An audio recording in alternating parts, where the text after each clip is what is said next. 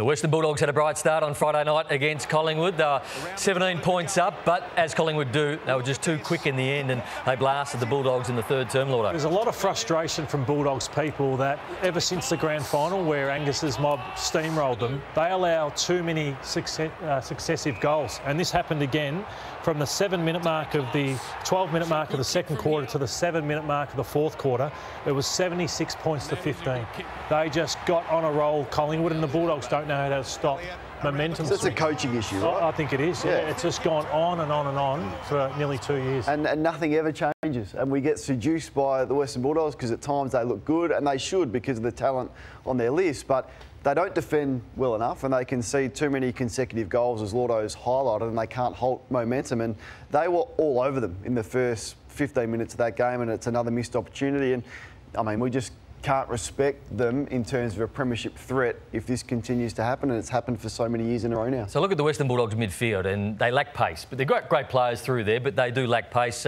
When Bailey Smith lines up at half forward and he's out of the game for most of it, and you've got players like Riley West playing on the wing where they really need that run. Treloar doesn't really have that run anymore. This is all in the last quarter, 15 minutes.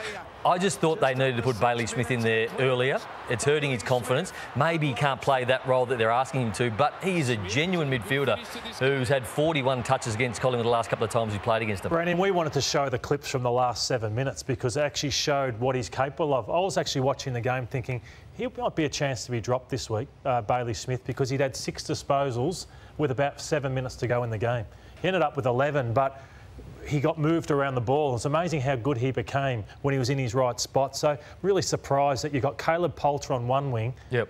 And yet you've got McRae and Bailey Smith on a half-forward flank where they made their names as wingmen, yet they're out of position. When you factor in what happened in 2021 to him personally, where he finished the season through the roof on expectation, the start for him for 2022, and then the issue with the public element of the drug taking, he has not been anywhere near that player he was prior to that. There may be more to it, but when you're played out of position, Angus, in my opinion, it's difficult. I know you get thrown around a lot and you've done good things, but I reckon he's being played out of position. Yeah, I mean, it's a different challenge, and it takes a different mindset, which is hard to develop because he's been a terrific footballer throughout the juniors as well. You played in the position that you're the best at, and so yeah, certainly an adjustment period, and some people just really struggle with it. So it's yeah, as you said, there could be more to it, but we certainly don't know all the details. But yeah, it looks like well, he's better than 6 touches in 3 quarters of footy. So hopefully he bounces back. They're still trying to find their best balance up forward. So Jamara, I think, is their #1 forward at the moment. Then you've got Norton, who kicked 4.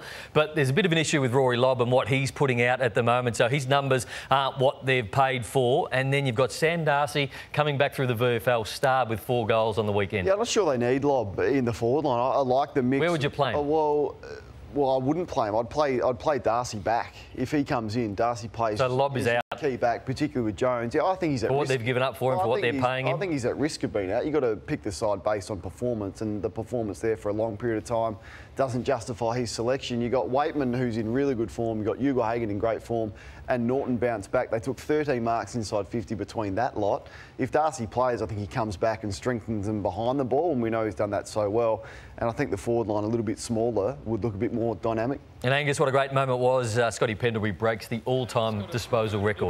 Yeah, I mean, it's an incredible effort. I think what I find so impressive about him is that he's still contributing on a really, really good football team. So, any player who's playing that well, you think guys like David Mundy, who did it, Harvey, who do it, and they do it on successful teams. I think that's something that I really respect. So, he's got a fair bit of playing left to do, I reckon, as well. He's got the lead now, obviously the most disposals in the history of the game, but I think he'll be putting a fair bit of distance between him and the rest of the competition.